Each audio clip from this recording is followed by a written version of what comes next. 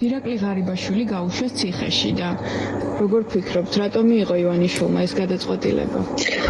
მე ვთვლი, რომ ბატონმა ივანიშვილმა მიიღო ძალიან სწორი გადაწყვეტილება. ჯანდაცვის ყოფილი მინისტრი ღარიბაშვილის დაჭერის გამო კმაყოფილებას ვერ მალავს. ეკატერინე ტიკარაძე, რომელსაც ყოფილ პრემიერთან დაპირისპირების გამო მინისტრის თანამდებობის დატოვებაც კი მოუწია, 4 წლის შემდეგ თვლის, რომ სამართალი აღსრულდა და ამ ყველაფრის ავტორი არა სასამართლო, არამედ ბიძინა ივანიშვილია. სამართლებრივიც და პოლიტიკური მსაჯულიც. კომენტარს არ ვაკეთებ, მაგრამ თუ მაინც გინდათ, ანუ მე ვთვლი, რომ აბსოლუტურად სწორი გადაწყვეტილება აქვს. სწორი გადაწყვეტილება არც ცდება ივანიშვილი თავის გადაწყვეტილებებში არის დროს. ანუ სწორი იყო ციხეში გაშვება ღარიბაშვილის? ესაც მითხარით და გაცით პასუხი. კი ბატონო. სწორი გადაწყვეტილება იყო. თქვენ ივანიშვილთან კონტაქტი გააქვთ დღემდე? ეხლა ჩვენ გადავდივართ ჭორაობაში. ოცნების ყოფილმა მინისტრმა აღიარა, რომ ყველანაირ გადაწყვეტილებას მხოლოდ ბიძინა ივანიშვილი იღებს. ამიტომ ოლიგარქის ვერდიქტის შესაფასებლად ვცადეთ ღარიბაშვილის სხვა მინისტრებთან დაკავშირებაც. ერთ-ერთი ილია დარჩიაშვილია, საგარეო საქმეთა ყოფილი მინისტრი, რომელიც ირაკლი ღარიბაშვილის ფლანგის წევრად და მის მეგობრად მოიაზრებოდა. დარჩიაშვილი ღარიბაშვილს საჯაროდ ვერ გამოეკომაგა. ალო. ბატონო ილია, გამარჯობა. გამარჯობა. იცით რა მაინტერესებს ღარიბაშვილის დაკავებაზე რას გვეტყვით თქვენ მისი პრემიერობის დროს იყავით საგარეო საქმეთა მინისტრი? უკაცრავად არ ვაკეთებ სატელეფონო კომენტარს. რატომ მიიღო ივანიშვილმა ეს გადაწყვეტილება?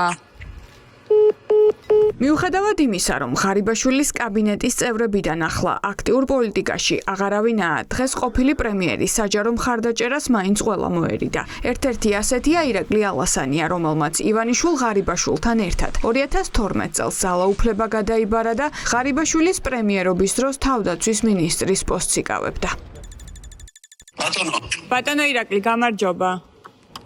გაგიმარჯოს. იცით რა მაინტერესებს ირაკლი ღარიბაშვილის დაკავებაზე რას გვეტყვით, რატომ მიიღო ივანიშვილმა ეს გადაწყვეტილება? ქართული ოცნების ერთ-ერთ დამფუძნებელსა და ერთ დროს ივანიშვილის პარტიის ყველაზე გავლენიან პრემიერზე დღეს საჯაროდ კარგი არავის უთქვამს. რატომ გაჩუმდა ყველა?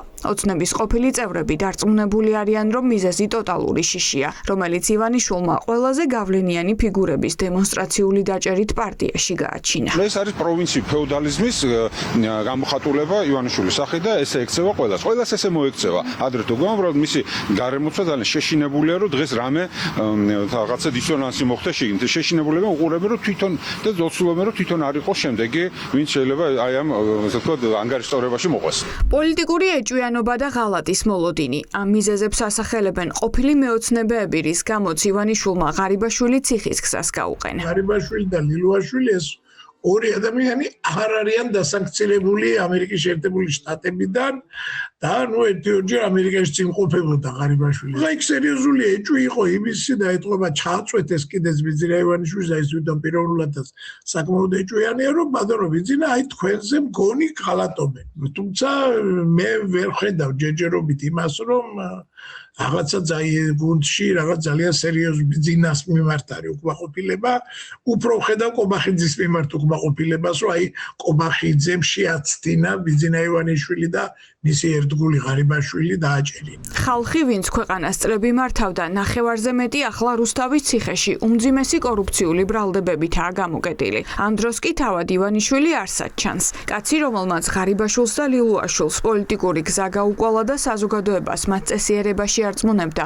პოლიტიკურ პასუხისმგებლობას არ იღებს და ისევ კულისებიდან აგრძელებს მართვას. ყველა ადამიანი, ვინც 13 წლის განმავლობაში რამე მნიშვნელოვან თანამდებობას იკავებდა, აღმოჩნდა, რომ ყველა ფულს ჭამდა, ოღონდ მილიონებს. ეხლა მარტო ღარიბაშვილი ხო არ ჭამდა, ლილუაშვილი, მათ გარშემო უამრავი ქსელი აქვთ და ამ ქსელში, რა თქმა უნდა, ეს კორუფციული ძალიან მძიმე ესეთი, არ ვიცი, ეს ქარბორბალა იყო, ხო? ანუ კორუფციული წუმპე შექმნა თვითონ ივანიშვილმა. ამიტომ ყველაფერი არის ივანიშვილის პასუხისმგებლობა. ბიძინა ივანიშვილის გადმოსახედიდან ისა ერთის მხრივ აკეთებს ამ კორუფციის ცენტრალიზაციას მის ხელში, მეორეს მხრივ აკეთებს პრევენციას შესაძლო მისი ან გადატრიალების ან სხვა კლანების და ჯგუფების მიერ მის წინააღმდეგ რაიმე ქმედებების განხორციელების მესამე ამბავი არის, რომ ხო აჩვენებს ხალხს, რომ ის არის ძლიერი მართველი არის, სახიფათო და მის წინააღმდეგ არ უნდა გაბედოს არავინ არაფერი. აი ამ ყველაფრის კომბინაცია არის პლუს პარანოია. ოცნებაში ამტკიცებენ, რომ ღარიბაშვილი ციხეში მაშინ წავიდა, როცა მისი დანაშაული გამოიკვეთა. არადა ორგზის ყოფილი პრემიერის შესაძლო კორუფციასა და ნეპოტიზმზე ბიძინა ივანიშვილი ჯერ კიდევ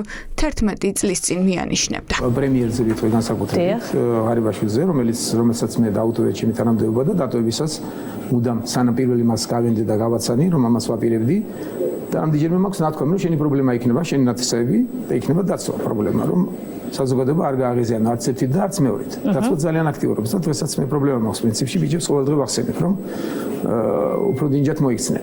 ეს იყო 2015 წელს. ივანიშვილმა კი ღარიბაშვილი 2026 წელს დააკავა. თავად ღარიბაშვილი კორუფციას და მისი დანაშაულის ბიუჯეტთან კავშირს უარყოფს. ოცნებაში დარჩენილები კი ყოფილი პრემიერის ბრალდებაზე საუბრისას სიტყვა კორუფციას ყველაზე ხშირად იყენებენ.